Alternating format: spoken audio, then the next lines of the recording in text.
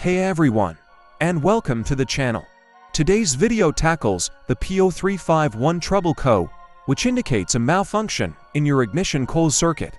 A faulty ignition coil disrupts the spark plug's ability to ignite the air-fuel mixture, causing engine problems. But don't worry, we'll guide you through diagnosing the issue and potential solutions. The P0351 code specifically points to a problem with the ignition coil for cylinder number 1. However, depending on your car's model, the numbering might differ.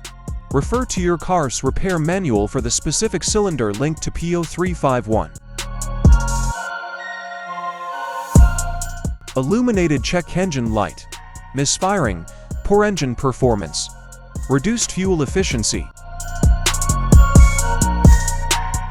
OBD-II Code Scanner. Most auto parts stores sell these. Basic mechanics tools, wrenches, screwdrivers. Replacement ignition coil depending on diagnosis. Repair manual for your specific car, helpful, but not always necessary. First, use your OBD-II scanner to confirm the code and see if any additional codes are present. These can provide clues about the specific cylinder or circuit causing the problem. Look for any visible cracks, corrosion, or loose connections on the ignition coils themselves. Consult your repair manual to locate the coils in your car. If the inspection reveals a bad coil, you'll need to replace it. Replacement is fairly straightforward, but refer to your repair manual for specific instructions on how to access and swap the coil in your car. Worn-out spark plugs can mimic some P0350 symptoms. Consult your repair manual for the recommended spark plug replacement interval and inspect them for signs of wear or damage. Replace them if necessary. After the fix, clear the trouble code from your OBD-II scanner and start the engine. Check if the problem is resolved and the check engine light stays off.